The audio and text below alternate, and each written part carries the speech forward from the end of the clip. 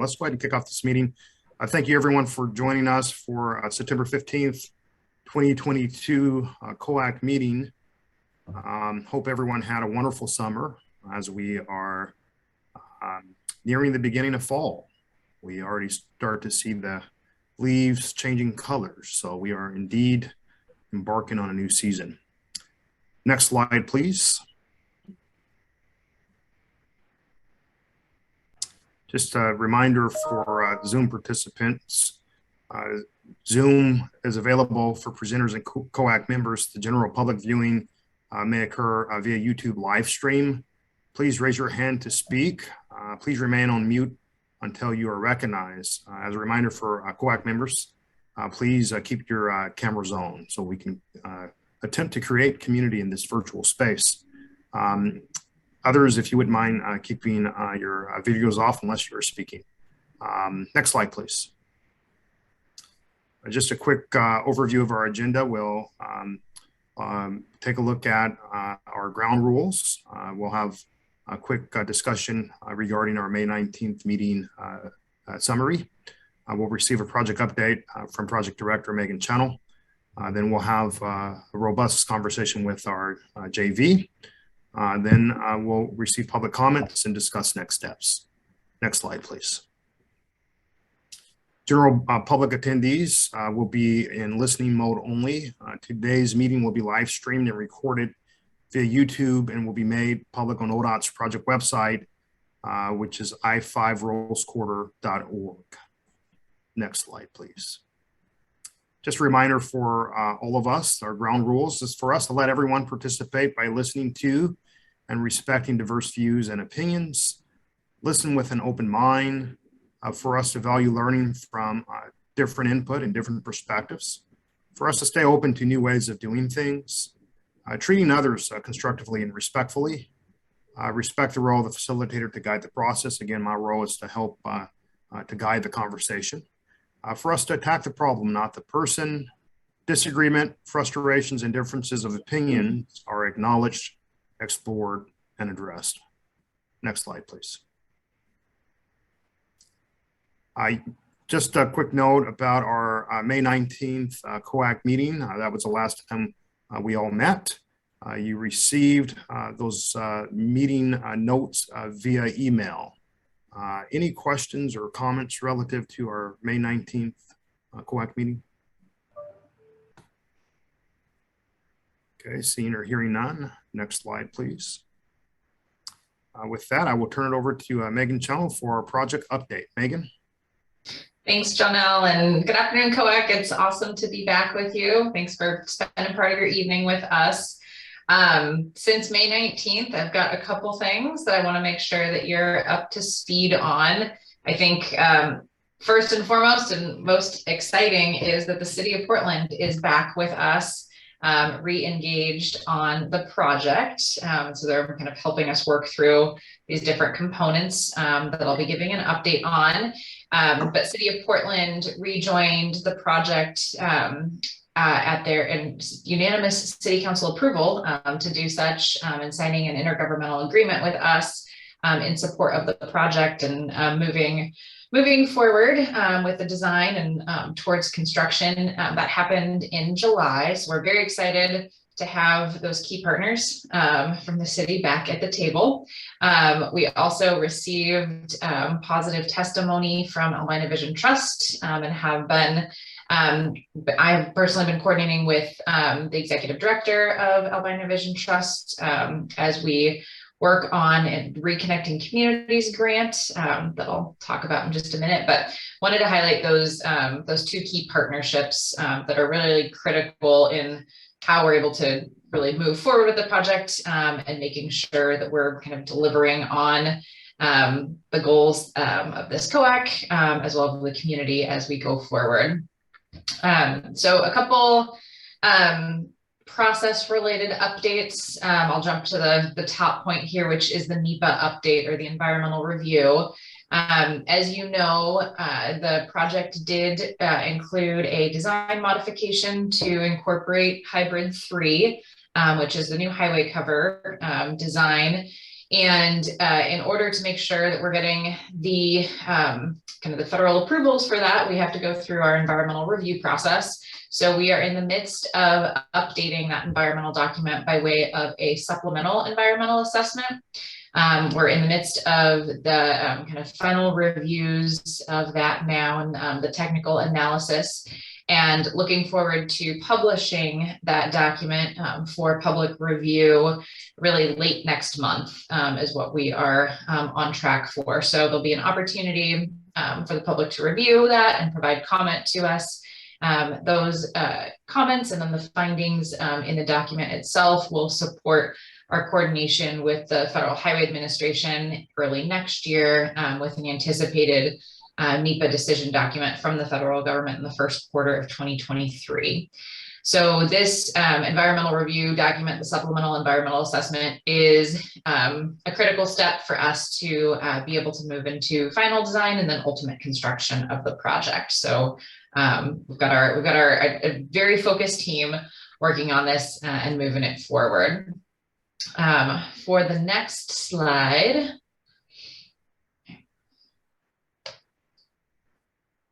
well, I'll just keep going. I'll go to the Reconnecting Communities grant. And we are in the midst of putting together a Reconnecting Communities grant application. So for those that aren't tracking it as closely as I am, Reconnecting Communities grants, it's a new pilot program that's part of the Biden administration's infrastructure bill that passed was that late last year? But it's a new program that came out that really it provides funding in a really unique way for transportation projects that acknowledges that transportation projects also have the ability to be a community building project, much like ours is. And so it provides a funding, a pot of money for us to be able to apply for the features of our project that work to reconnect the community. And in our case, the highway cover is that really central reconnecting piece. And so I feel like the Reconnecting Communities pilot program, sort of the requirements for it, honestly couldn't be a better fit for our Rose Quarter project. So we're very excited to be putting together this application. We are putting together an application in partnership with the City of Portland and with assistance and support from Albina Vision Trust as well, again, to seek funding for the project's highway cover. So it would really be the initial investment towards the construction of the highway cover, knowing that our project is going to be building the place of the highway cover to create that, it's going to create the space for the place to be on top. And part of the agreement with the City of Portland and their return is that the city will be leading the effort that's going to be focused around that placemaking on top. So they simultaneously are also submitting a planning grant application under the Reconnecting Communities program that ties into our construction grant application, really to tell the story of how the construction of the highway covers function as a critical piece towards realizing a broader vision for Albina, and really that kind of first piece of the puzzle and creating new land on top of I-5 to be able to then work with the community on what gets programmed on top. So we're excited to have that partnership and kind of that linkage between the two grant applications. The applications, just for detail, are due October 13th. So our focus is really between now and then in wrapping that up. And then if awarded the funding under the Reconnecting Communities program, one unique thing about this program too is that it gives you kind of priority for other future funding opportunities.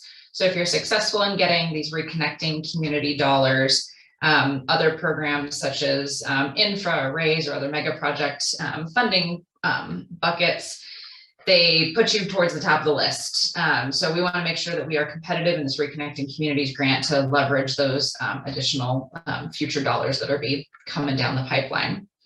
And then speaking of dollars, just by way of keeping our progress towards starting construction next year, on early work packages A and B.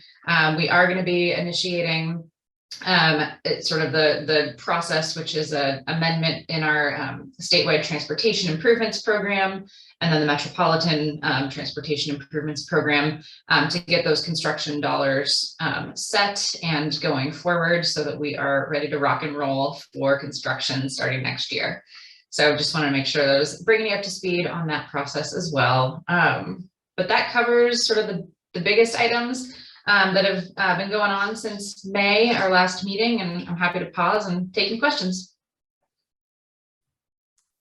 Any questions or comments for Megan? If folks could please use the raise hand feature or raise your physical hand. James Posey.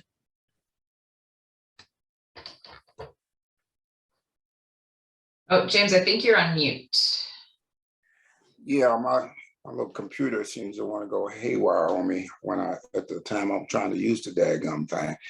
Well, hey, how's everybody? I'm glad to see everybody. And I just got to tell you, this break has not been good in terms of staying on track with this project. And I guess I feel like maybe I'm the only one that feels this way, is that I don't know if we can take these kind of breaks the way we've been taking them without an ongoing, approach to trying to figure out what's going on. So I'm just getting those sentiments out. The other thing is, Megan, you were very vague on the relationship with the city of Portland and with Albino Trust. I know you guys are going on a grant, but I need to know what the temperature is with the city of Portland. I had a conversation with Miss Branham, Kimberly over at Prosper Portland. She don't have a clue, and how this intersects with what they're doing down there off the where the old post office is, and the projects that they're doing down there. There doesn't seem to be a clear, understanding of what they're doing. And I don't know if they're going to be the representative, but I'm not seeing their face represented here. Albino Vision, if they're going to really work with us, I think they need to have a face on this thing, and we're talking to them in a way that all of us can understand. We're not all, operating in silos on that. So if they really are going to work with us, where are they? And then, I'm really disappointed that, I said this before, the Emmanuel Hospital, the Blazers, the William Street Business Association. I can go on and on and on and say we got to build this COAC to something that really represents our community. We just can't just have these same old folk. And then finally, and I'm gonna shut up, I guess. I want to know what Katrina's organization is doing preparing for this thing, and what the unions are doing. And we don't want to leave it all to Bill and to to the joint venture to try to bring this thing together. We got a lot of work to do outside of this body to make sure this thing comes home. And so anyway, I'm gonna shut up now. You all think I'm crazy, but I go ahead. This is kind of how I feel. Let's go with that. Where's Emmanuel Hospital? Where's Legacy? Thank you, Mr. Posey. Megan, I'll turn it open to you for response to questions. Yeah, I'll jump in on the partnership piece too. And James, I didn't mean to be vague in my remarks, so I'll provide a little bit more detail. And again, let me know what other questions you have on that. And your point is well taken on making sure that we have our partners sort of in these meeting spaces to be connecting with our community partners as well. So we'll make that ask as well.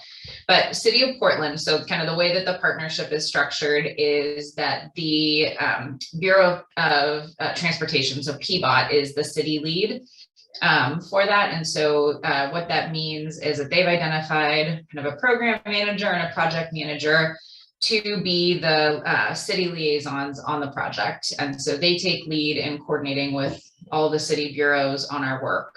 The way that the city is engaged with us right now with the intergovernmental agreement is they're sort of embedded within our technical teams. So they're working with us on the design of the project, and we're starting to talk about community partnerships. We also, we haven't gotten into the details of it, but part of our work ahead is also figuring out sort of what's the timing and the scope and next steps on the city leading the community conversation around what's the highway cover program and uses on top. So we definitely have more questions on that than we've got answers. But that's really how the city is engaged with us right now, with again, the intergovernmental agreement supporting hybrid 3 and supporting the design progression of that as we go forward. So, and again, making sure part of the agreement too is keeping on schedule so that all of this is done to get us to construction starting in 2023 as well. And so they've been great partners. They've been showing up, drinking from the fire hose, getting up to speed on the 2 years that they were not with us, and really focused on how do we move this forward. So we're excited to have them back. It's a good and a strong partnership as we've been kicking that off. Right, Joel? Joel, you're muted. Yeah, Joe, can you hear me? Yep. Yeah, I'm driving. I kind of piggybacking on with Mr. Posey, his comments and sentiments. I think it would be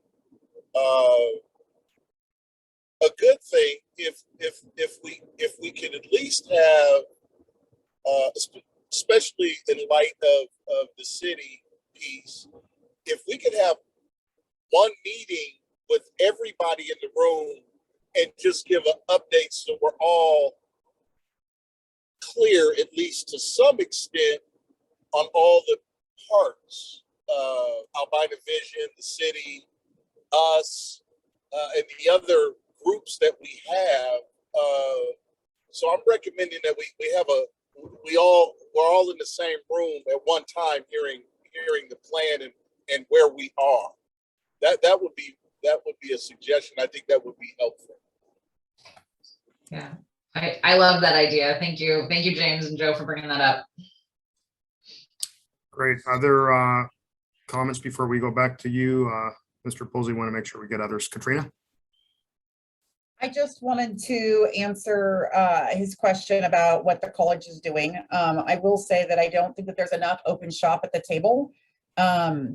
The union programs have had a coordinators, training directors meeting for years, or they meet monthly. About a year and a half ago, I started the Allied Coordinators meeting, which is all the open shop coordinators, training directors. We meet once a month, and it is surprising who is in the know of what's going on and who isn't. And part of that is making sure that our programs are ready for you when you come knocking on the door and you are needing apprentices and applicants that are trained. So we've had a presentation on the Regional Workforce Equity Agreement. I definitely would welcome anyone that wants to look at the crafts that are out there that the open shop side is working with, and do a presentation there so they are aware as well. I've told them about the project and given them updates as well. But one of the big things that we're doing is building, I think several of us on the open shop side are have submitted for FRO grants, which is the Future Ready Oregon grants. So the college is looking at a pre-apprenticeship program, and we're currently sponsoring the Park Rose High School. So we're doing trying to build those relationships to make sure that we have folks that are available. And then also, as part of my job, we're doing, I'm going to call them kind of retention checks, technical assistant checks, where I'm meeting with the contractors to say, what projects are you on? How can we educate you so that you aren't, calling us and asking for somebody 2 days when you need them, 2 months in advance? Like, how can you let us know? So I feel like a lot of us are working on things like that. And then also we have a couple of new tracking demographics so that we're better able to measure our retention efforts of who's coming in, applicants, where they are in the process. For this particular project specifically, we are working with a partnership where we've got a couple of folks from the Youth Authority that are in the apprenticeship program now, so that there aren't going to be green people on day one. And so when you're looking for an operator, you know, and there isn't anybody, some of the contractors are taking folks on and putting them into the pipeline now, so they'll be trained. So we're working on it. We're also open to suggestions, and I'm happy to bring suggestions back to the other open shop coordinators and administrators as well. Thank you. Thank you, Katrina. Megan, back to you real quickly, and then James will take one more question. Yeah, and James, I wanted to address your comments around increasing COAC membership. We wholeheartedly agree with you. We want to make sure that we're rounding out this this community group and set of partners with the right folks. And so as we go forward, I know we'll be reaching out and like give us specific names, give us specific organizations. I know you just did right now, James. We'll be kind of following up to make sure that we're again increasing the membership to get it right and expanding the voices. And I think it's a sign too of like how COAC is evolving and sort of how the project is evolving. You know, when COAC started, my God, was it 3 years ago? Over 3 years ago? It was really around, you know, how do we set up specifications in a way that we're proactively kind of breaking down barriers for to make it easier for DBEs to participate in our project. We were lucky in through that procurement that we got our Hamilton Sunt joint venture partners and associated with Raymore, you know, Bill and Matt and their teams. And now we're shifting towards the construction and really that like oversight and accountability piece. So our needs are a little bit different too. So we definitely need to make sure that we're getting the right folks around the table. So I appreciate you bringing the back up, James. Yeah, so you am I on for a minute there, Jonelle? Can I talk for a second? Yes, please quickly, because we have one other Yeah, person. I would like to do.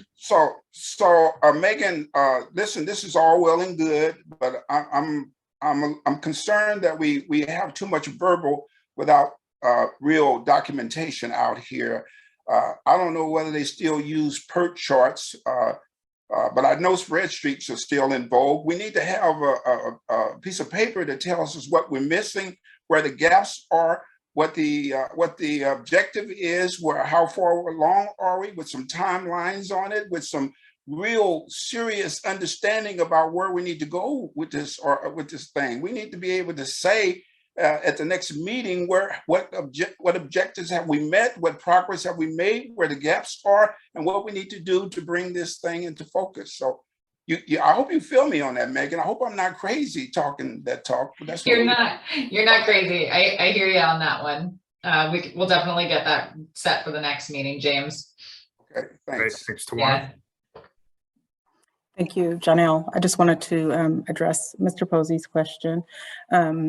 As it relates to what the unions are doing, we are continually in relationship with pre-apprenticeship programs from beginning to end to let them know about our crafts, what different crafts we have.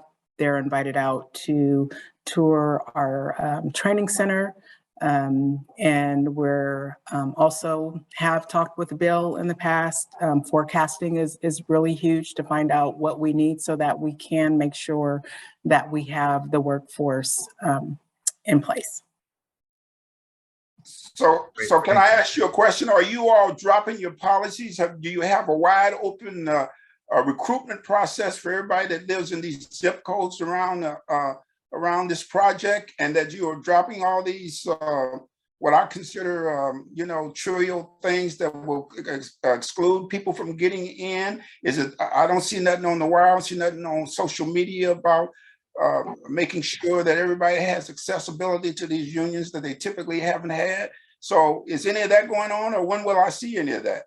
My focus when I was hired on was to make sure that I increase women and people of color in the industry, and that's who I target, as well as the reps.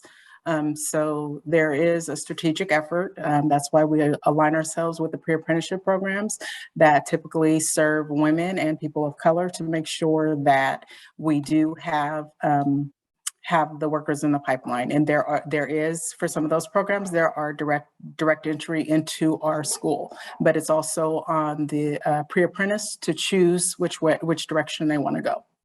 Great, thank you. Okay, with that, we are going to move forward. Megan, did you have any additional updates, or was that it? That covers it for me. Okay, great, thanks. If we can get the slideshow back up, please, and welcome Felicia. Okay, next we'll have Erica Warren and Dr. Holt provide an update from HAB. Erica? Good evening, everyone. Great to be back with you all after a very, very busy summer. Really, by way of update, I'll let you know that the HAB has been working very closely with the A&E team, the architecture and engineering team, and urban design in regards to some really exciting elements of recognition in honoring the historic Albina, the historic Albina community, and incorporating those designs into the early work packages. And so some medallions and pillar covers, wall treatments really are shaping up to be an exciting kind of tribute. Working on now like bridge lettering and that sort of thing to identify the place, the history of the place, thinking about how we can partner with other arts organizations in regards to some historical artwork and murals and in relationship to telling the story of the place and of historic Albina, and then really thinking about how it's still living and growing and that sort of thing. So thank you to those of you who may have participated in the survey. And it is really shaping up. So in our meeting on the 20th, which is next week, we'll have an opportunity to ratify some of those decisions as the urban design team works to get those elements into the early work packages. So that's been a really exciting part of the work over the summer. We've had a great opportunity to engage in several community events and having an opportunity to talk more in depth about the project and the opportunities for collaborative effort, reconciliation, restorative work, and what the project is doing. We also are looking to, as Mr. Posey spoke of, we're looking to expand and think about the continued work of the Historic Albina Advisory Board and how we move the needle forward, how we help holding the project accountable, how we partner with you all in the COAC to move the project forward. And Joe, your idea is right on. We are working as well with Megan in the project leadership to think about how we offer some opportunities for the groups to continue to come back together as we have in the past, as well as opportunities for our groups to engage with our partners. So Dr. Holt, I don't know if I missed anything. No, not at all. You hit every piece. Great. Any Indeed. questions? Well, thank you all. Thank you, Erica. Any questions for Erica? Great. Thank you, Erica and Dr. Holt, for your great stewardship of HAB. Next slide, please. With that, we will turn over to Bill Bruce for an update relative to our JV. Bill? Great. Thanks, Jonelle. Good to see everybody. Thanks for such great attendance tonight. I've got a bit of my usual crew with me tonight in Matt O'Connell and Brianna DeCobb are going to help me present project update information. I've also got, I'm excited because I've also got two really good new additions to the team that will present information tonight. One of them being Ivan Castile, who's taken the place of Terrence Hayes as the workforce advocate. I'll preface that by saying Terrence isn't necessarily going away. He's just probably going to come to the project in a different manner. And then also with me tonight is Angela Murphy, who is our new public information manager. And Angela will have a few slides tonight to talk about all the activity that's going on with both public information and outreach. So with that, the agenda is on the next slide, I think. Brianna and I are going to give you an update on and a refresher on package A, B, and C. Ivan's going to provide a workforce development update. In addition to he'll introduce himself a little bit more when his slides come up, and then the same for Angela on the public information and outreach update. Next slide, please. Brianna? Thanks, Bill. So this slide is just to kind of give everyone an overview of our project and also give everyone a good timeline of where we're at with the different work packages we have. So as Megan talked about earlier, we're right in the middle of our environmental review process. For the main construction package, we're still working through design with the engineers. We're anticipating to get our 15% preliminary design package coming in January of 2023, which is really exciting. For early work package A and B, I think the last time we met, we were finishing up with our 60% review. So the engineers have been working towards the 90%. So we're anticipating to get our early work package A 90% plan set in October of this year, and early work package B 90% plan set in December of this year. And finally, we have our early work package C. We're currently at 20% designed, working our way towards the 30% that we're actually anticipating to get by the end of this month. And then moving into construction, we're still anticipating to start early work packages A and B Q4 of next year. Next slide, please. So to just review, it's been a while since we met what early work package A is. So early work package A is on the north end of the project. It includes bridge widening along I-5 and the I-405 bridge. It includes some seismic updates along I-5. Also includes some civil work and some street improvements along with stormwater planters along Russell Street and Kirby. And we have some stormwater work up near Mississippi Ave towards the north end of early work package A. And then on the south end, we have retaining walls 1 and 2A. And finally, we have just illumination and sign structures. We have some sign bridge demolition to do, as well as installation of new sign bridges within this package. Next slide, please. So this is an exciting update. I think the last time we presented, we were talking about all the work we've been doing to issue RFPs for the 3 mini CMGCs. So since then, earlier this summer, we've actually awarded our mini CMGC scopes, as you can see. So the first scope was for the retaining walls, which we've awarded to Advanced Tribal, with that we've budgeted around $3 million. The second scope was the civil work, which we've awarded to Just Bucket, and that was budgeted around $3 million as well. And finally, we have the sign and illumination scope, which was budgeted at $3 million, and we awarded that to Igami Construction. Next, I'll hand it off to Bill to talk about early work package B.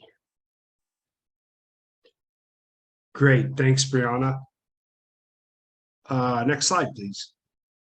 So again, just like in A, this is sort of a refresher for what the entire scope of early work package B is. The retaining walls are one of the mini prime scopes. The other work shown here in bridge widening and seismic and are not part of any of the current mini prime scopes. The sign structures, illumination are, and then the civil streetscape work down on Multnomah Wheeler, also part of a mini prime scope. And next slide, please. So of the original 3 RFPs, we awarded contracts on 2 of them. One for the wall scope of work, again, to Just Bucket Excavating, and then again on the sign and structure package to Igami Construction. And in total, these 2 scopes add up to about $12 million worth of work. Next slide. So kind of summarizing those two, package A and B, we started out, if you can remember from our May presentation, we started out with 12 mini CMGC initial expressions of interest, meaning that we had 12 DBEs initially that were interested in participating and submitting RFPs. After all 6 of these RFPs came out, we ended up with a total of 5 responsive contractors, and some of the DBEs responded to more than one package. And out of those 5 responsive contractors, we ended up with 3 awards. Okay, so and if I total up all the pre-construction services value of work, it's about $500,000 for those 3 awards, and the total value of the eventual construction services phase for those 3 awards is estimated to be about $21 million. And then lastly, the overall package for the entire scope of work for those 2 portions of work, A and B, is approximately $140 million after the 60% design. Next slide, please.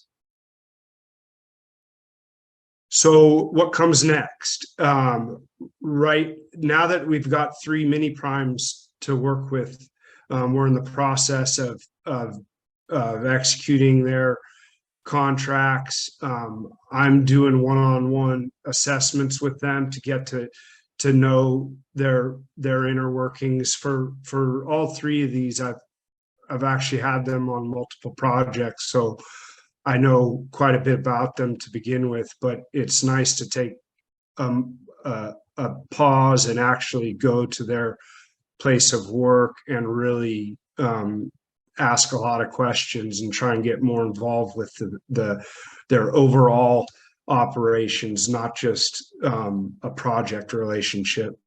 We anticipate these 3 firms starting pre-construction services late this fall. And then the 90% cost estimate will be their first major assignment starting the first quarter of next year.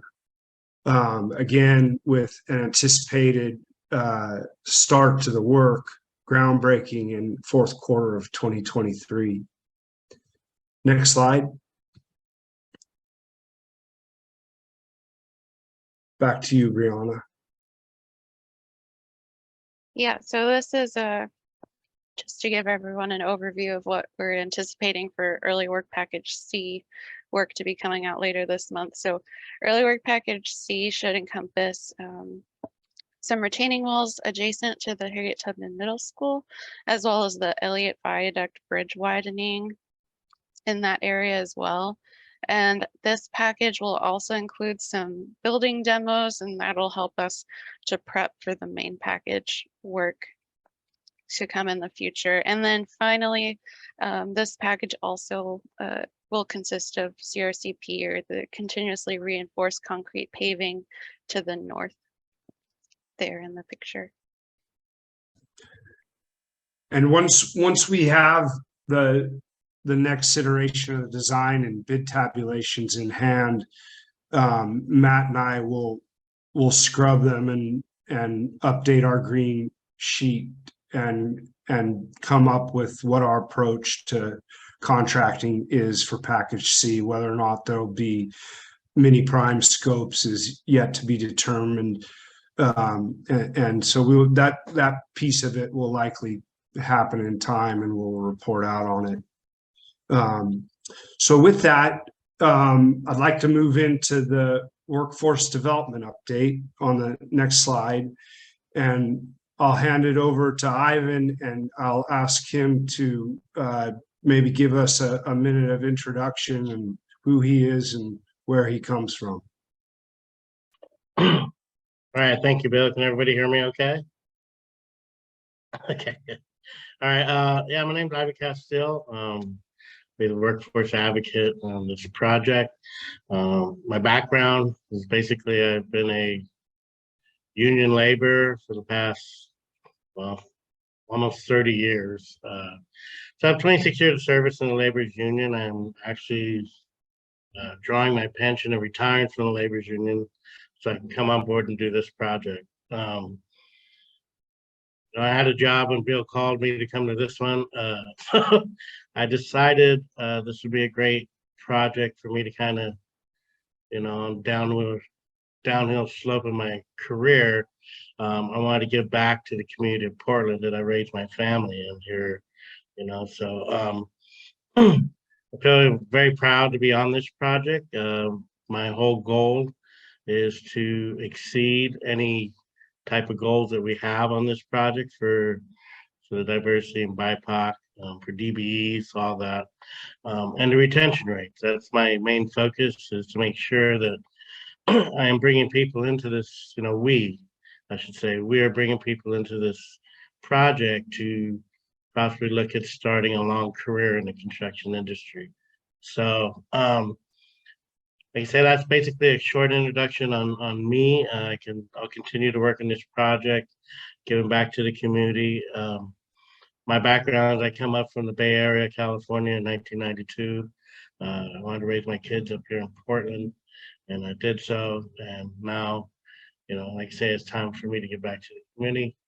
I think we're doing really good on this project. I'm glad I came into this project on the pre-construction side of it, so I can take the time to build relationships with everybody in the community.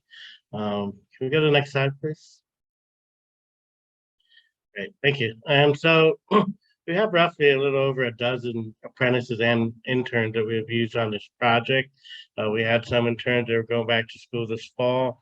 We have some other interns that will be working on a more of a part-time basis because they're still taking a lighter load at school, and they're still able to help us out here on this project.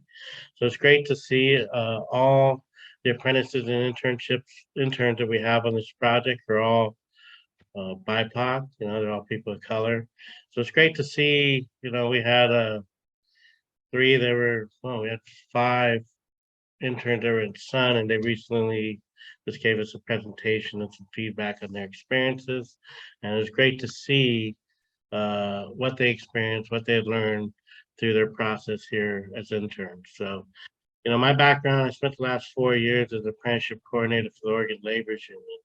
So I've been all in the recruitment phase for construction, well, basically for the last 5 years now. Like I say, we have right over a dozen apprentices and interns, and we're going to continue to slowly ramp up, especially now that the early work packages are kind of being awarded. I'll start making my rounds with the contractors, subcontractors, to see if we can start getting them any apprentices in the pipeline, so that by the time that we start the Sci-Fi Rose Quarter project, that some of these apprentices will have, a good almost a year's worth of experience prior to coming onto our project.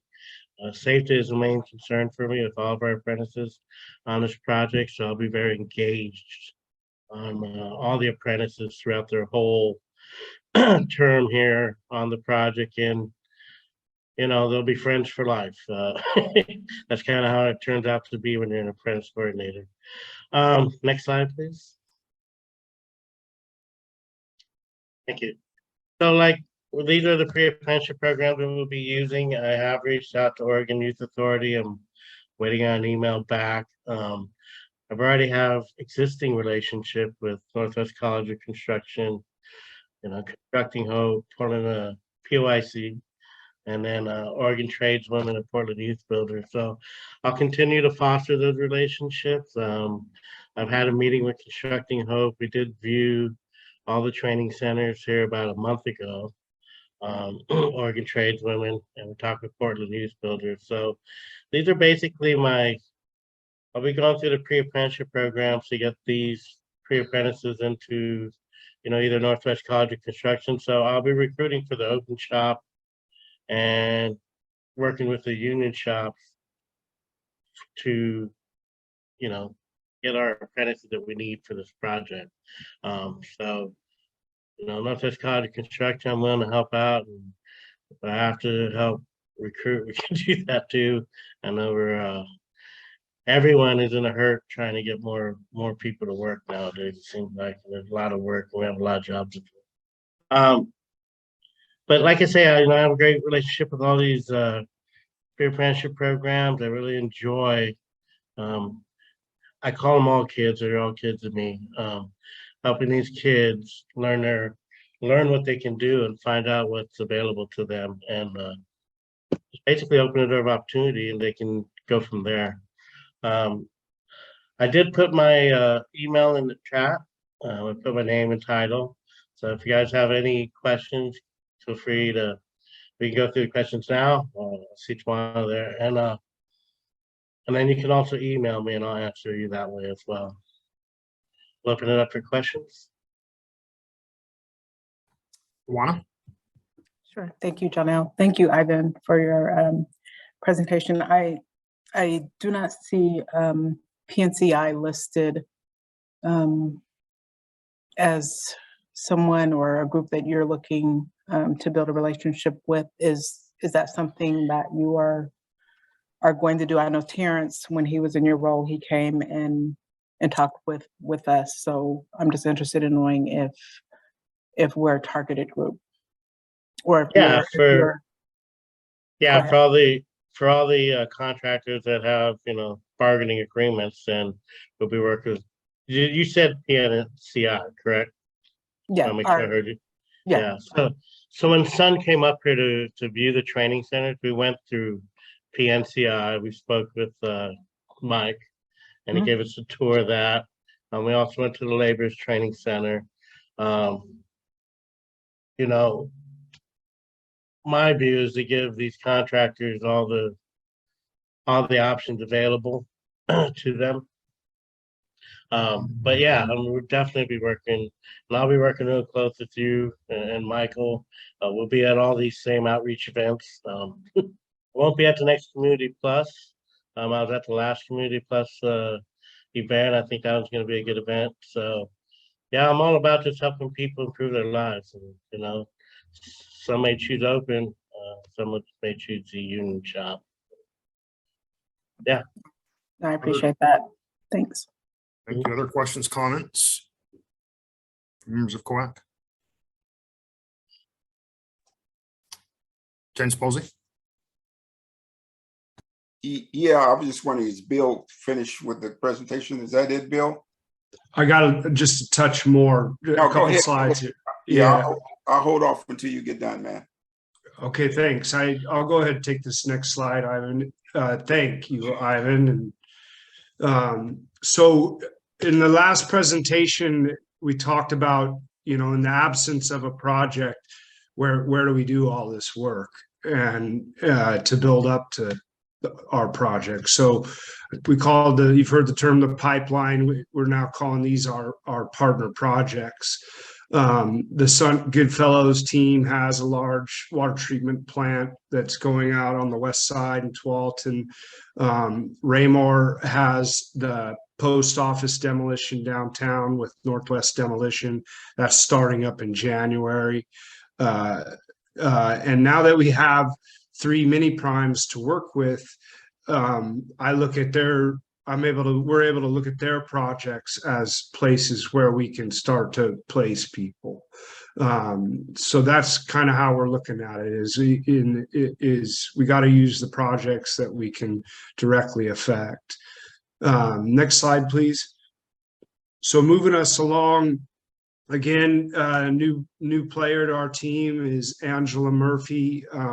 I'd like to just ask her to introduce herself and a little bit of her history, and then she has a lot of activity to talk to you about as well. Angela? Thanks, Bill. Hello, everyone. My name is Angela Murphy, and I joined the project team about 6 months ago as the public involvement manager for the Hamilton Cent joint venture, as well as Raymore. I was brought on to help move some public engagement and public involvement along, and we do have a lot of stuff underway.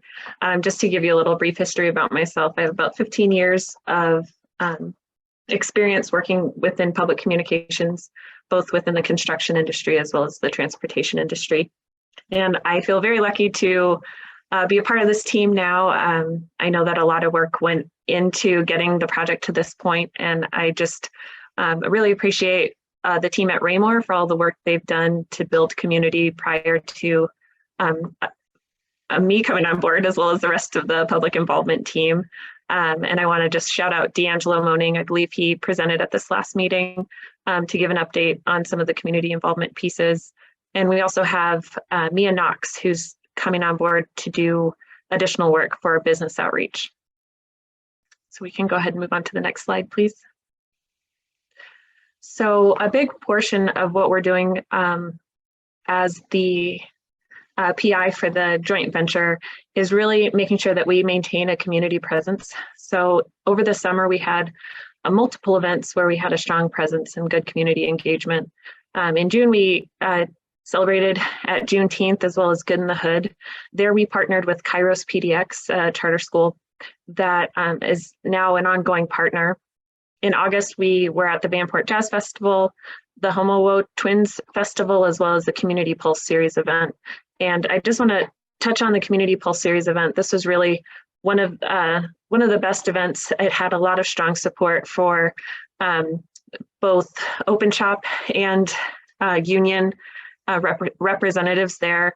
It had great community engagement pieces where kids and adults could come in and learn a lot about both the trades as well as projects that were coming online. And then in September, we attended the Peace and Unity Fest, and that was also a good, strong community presence. Upcoming, we have the Division Transit Project Opening Day celebration, which kicks off on Saturday, as well as the MLK Dream Run on Saturday and Sunday. And then we have the second Community Pulse series a little bit later in that upcoming week. Lastly, in October, we have the Latino Youth Leadership Conference, which will open some doors and allow us to kind of present different opportunities to pursue different careers within the construction industry and really highlight some of the projects that are coming online. So we do plan to have a 45-minute presentation to the Latino youth, and it could be up to 500 students. So we thought it would be a good opportunity just to talk about the benefits of the project. The second piece of our engagement efforts really revolves around our youth engagement. So we do have a school-based outreach program that recently kicked off. It is at Kairos PDX, and they are a charter school just off of Albina. And this past Wednesday, we had the opportunity to get in the classroom and speak with about 30 fifth graders to try to get them excited about this project and all that it entailed. We got some really great recommendations from them on what we should build on top of the cover. Some useful, a lot of big dreams for donut factories and other things of that nature. But we also got a lot of great comments about bike racks, wider sidewalks, more lighting, more safety. So we'll be sharing that feedback once we wrap the 10-week series. We are also planning for career fairs and mentor programs for students in high school beginning in January of 2023. So there's a lot more to come on what we're doing for engagement work. And this is all kind of in support of the workforce work that Ivan is doing. And so we're trying to support and augment that work to kind of get a pipeline for interested parties who want to pursue careers within construction. Fantastic, Angela. Thank you very much. As you can see, I got two new good teammates for the team. Jonelle, I'll turn it back to you. Great. At this point, we'll take questions, comments, and then I know we have a specific discussion comment. If maybe we could progress to that slide. Next slide, please. Next slide. So as folks are thinking about questions and comments, we did have two specific prompts. The first is, do you have any questions or comments related to the progress on packages A and B? As well as, would you like to discuss any of the information presented in any further detail? So with that, let's see, James Posey is going to kick us off. James. Yeah. First of all, I want to congratulate you all for the work you've done so far. It's been really impressive, Bill, your crew, and how y'all are moving forward on this stuff. But as usual, I've got some concerns. One of my concerns is that we forget that this project is supposed to be focused around the Black community. So I put that lens on every time I look at any action you all propose or how you're trying to do it, because we sold this project around the Black community. So when I see like in your public relations person, if they don't have the Black churches on there, if they don't have the Urban League on there, then I have a concern that they be intimately involved in going forward. All these Black organizations need to be addressed and talked to, and so on, et cetera. And I ain't going to apologize. I ain't going to let y'all forget that, because that's what we sold this project on. So going forward, I'd like to see that emphasis. Secondly, when we talked about these programs and so forth, Bill, I'm concerned about certification. There was a issue around certification. I don't know whether you have said anything about certification, the pipeline to actual contractors. And I guess what I really need to know is whether or not your people that you've chosen for these mini projects have the same requirement to recruit people of color, Black people in particular, and whether or not there is a problem, or are you able to forecast that so we can get the outcomes we know we need to have in terms of developing Black contractors on this project. I'm just being very specific about it. And then finally, it concerns me again that I have this thing in my head. I just want you guys to know that I have this thing in my head called the economic index for Black people, economic index. And nobody wants to talk about this, but I want to be able to say when this project is over, we increase the livability and the ability for Black people to live in this community at the same sort of economic capacity as white people.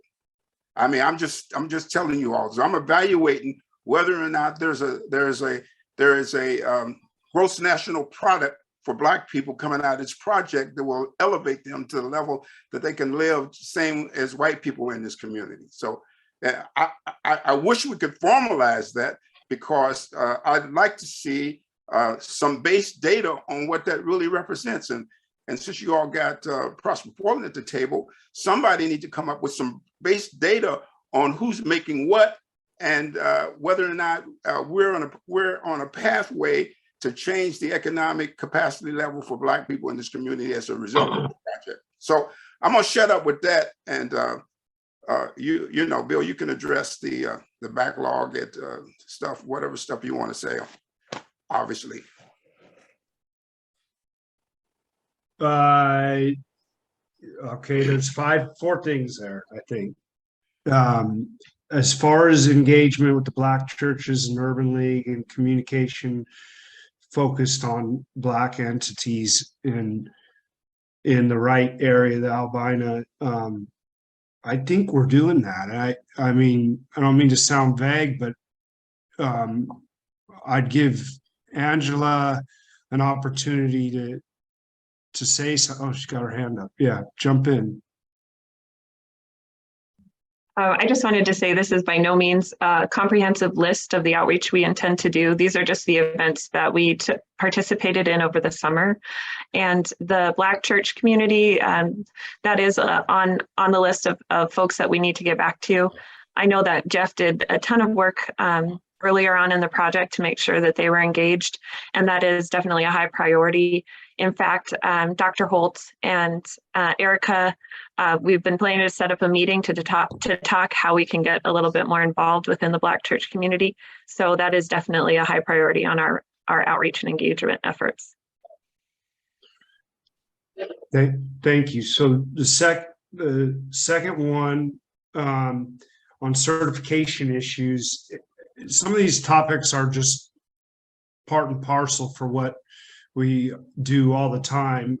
Currently, right now, we're working with 5 firms on certification. None of them are what I would consider mini primes, and I know you're kind of focused on mini primes right now. But these are all firms that are not to that level yet, and they're firms that are involved with these pipeline projects that I had on the previous slides. And that kind of thing comes up often as we get an MBE contractor that is an MBE because they've done work for the city of Portland or Prosper, but they've never been on a federally funded project, so they've never had a reason to go through the DB certification. So right now, today, there's 5 of those that we're working with that I think would likely show up at the first tier subcontracting level eventually on the project. The mini prime comment is focus on Black DBEs as sub tiers to mini primes. Yes, we just performed an extensive analysis of the Division Transit project because it's considered sort of a landmark project, right? It had, counting Raymore, it was a 75% to 80% DBE project with 30% DBE sub tiers. When we analyze the sub tiers, the 30 million in subcontract DB subcontractors on the job, we found that half of their subcontracted value, which was roughly 20% of their subcontracted value, was to non-DBEs. So to your question, there's a lot of work that needs to be done as we elevate DBEs into prime positions. There's a lot of work that has to be done with them to get them to be more intentional about their subcontractors. Am I making sense? Are you following me with that? So we're working on that. We feel like Rose Quarter is going to give us the latitude to be that way, but we're working through those hurdles right now. As far as the economic index for Black people, the GMP for Black people to grow against white people on one single project, well, if you're going to pick a big enough project, this would probably be it. I don't have an analysis. I just recently did an analysis for labor dollars on the Division Transit project, again, using it as a current benchmark. There were almost $22 million in wages for salary and craft on an $80 million job. And over 50% of those wages went to BIPOC. So it's not the result that you're looking for, but I can measure it on an infrastructure project, and according to DTP, it's about 50-50 right now. And I think that was your last one. Yeah, no, Bill, listen, I'm not expecting you to do this. You already got too much, on your plate. I'm not expecting you to do this. I'm talking this COAC has to grab the responsibility. When you start getting around talking about Black people and BIPOC, everything gets fuzzy. Nobody wants to have the data. Nobody wants to have a frame of reference. Everybody wants to talk in these vague terms. And I'm saying we need to do better than this, y'all. This is not something that we need to just let.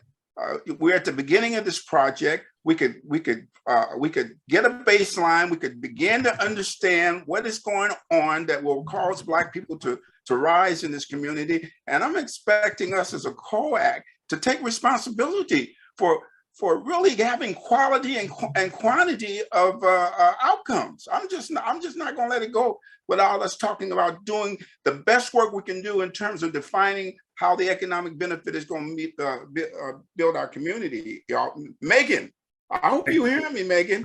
Thanks for your comment, James. Tawana, I see your hand up. Tawana? Thank you, Janelle.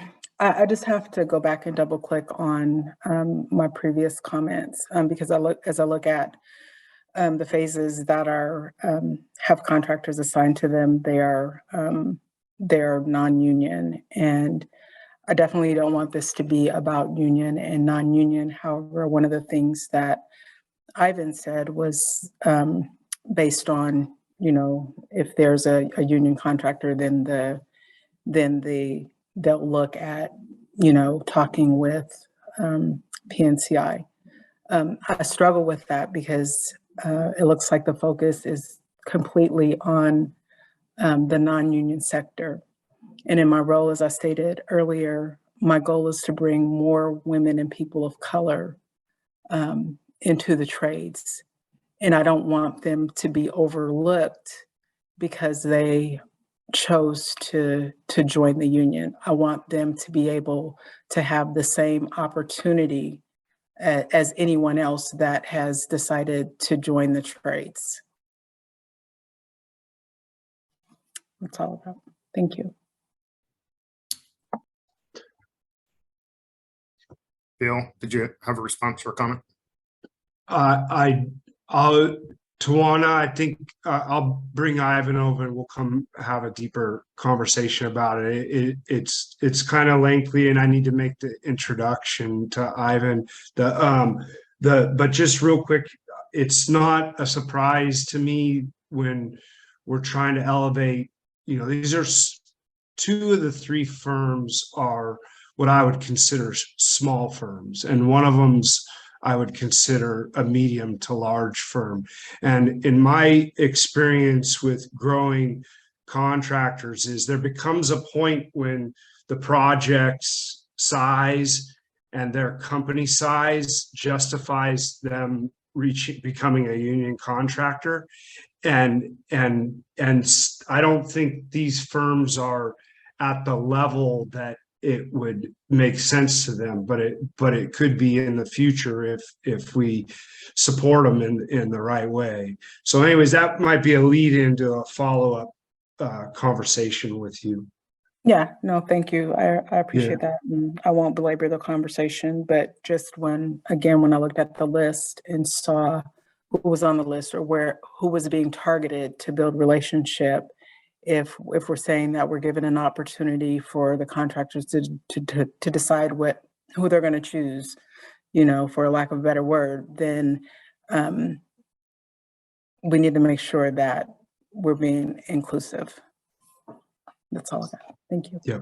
Okay. James, I see your hand, but I want to just check to see if there are any other COAC members who have not had a chance to weigh in yet. Anyone else? Comments, questions? Michael? Yes. So let me lower my hand. I've been sitting here listening, and I heard Posey's earlier comment about what the unions are doing. Well, Tawana pretty much answered that because at this point in time, the Carpenters Union is not part of this project.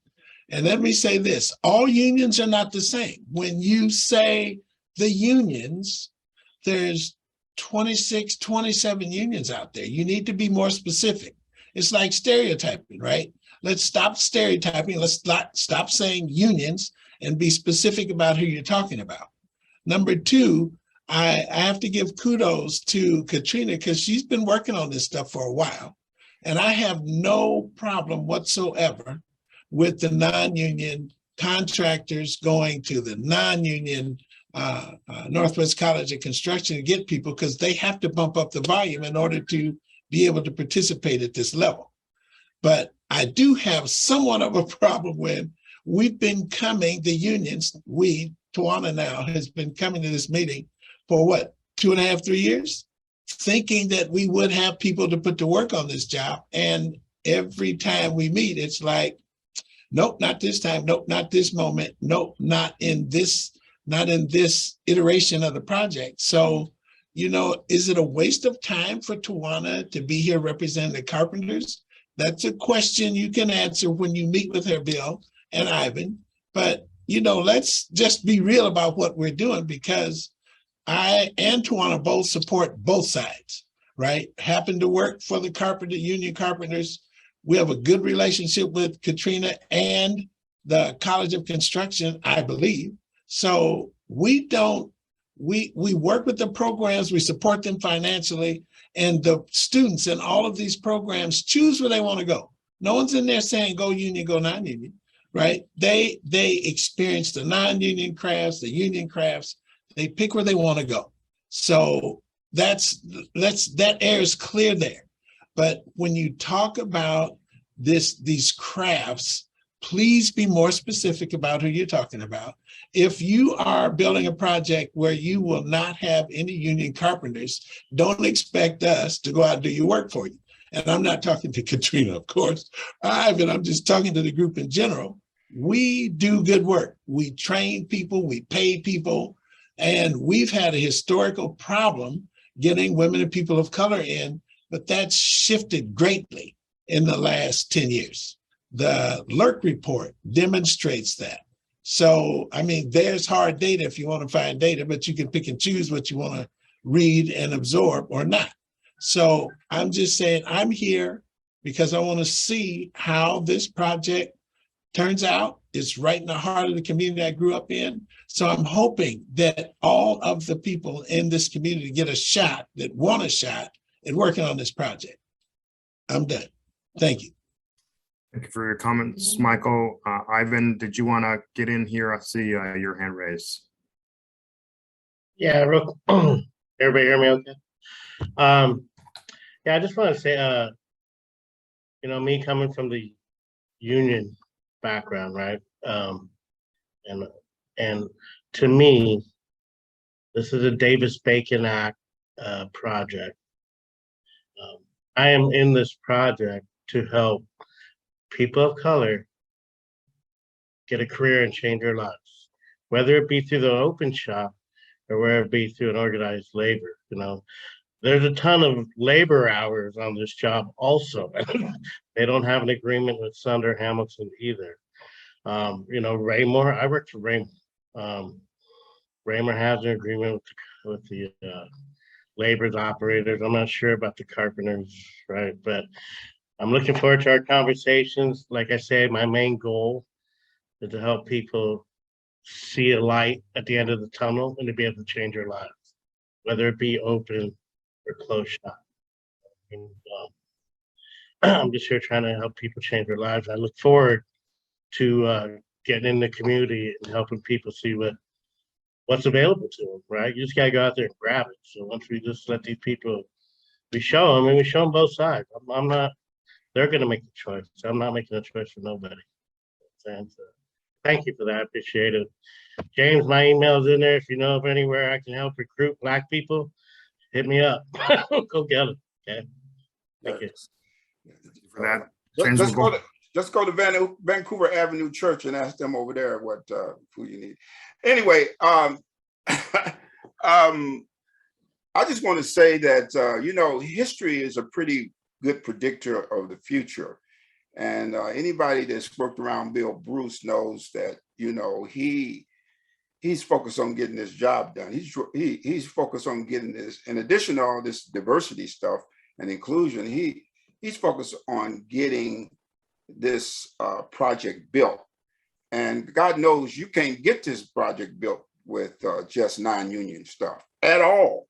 And Bill has been very consistent, and evidenced by he chose Ivan, who's out of the labor. You know, I mean, these are the backbreaking people who have built everything in this city. And, you know, I can testify to his fairness in terms of getting both sides involved in this. Truth of the matter is, we don't have enough people to build, period. And so he's trying to build whatever he can get, and he's going by hook or by crook, going to find enough people within the unions and the non-unions to get this project built. I could go on, but all you got to do is look at the data and the history of what he's done and see, bring up the data, and then, you know, most fears about non-union versus union will be allayed by his performance on previous projects. Great, thanks for those comments. Any other comments or questions from members of COAC? Okay, hearing none. Bill, do you have any closing comments? Nope, just we'll keep up the work. Great. Thank you. Thanks for the presentation, and thanks for the work.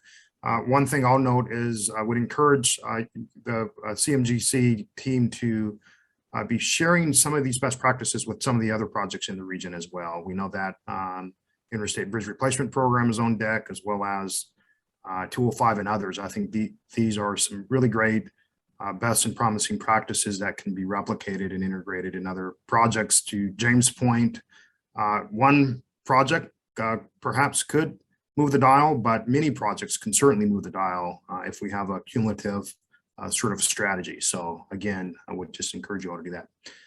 If we could get the slideshow up, please.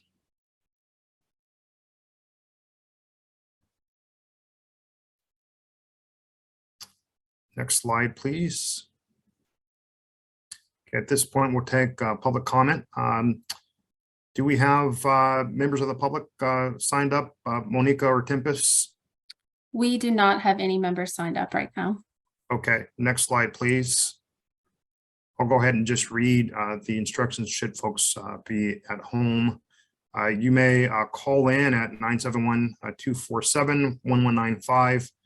Please enter 880-3045-7705 and passcode 518722. You'll be placed in a virtual waiting room until it's your time to speak. You may also leave a voicemail, 503-470-3127. Speakers will have 2 minutes for comments. Please state your name and speak slowly. Speakers can also state, I wish to remain anonymous. If you'd like to email comments, you may do so at i5rosequarter@odot.oregon.gov.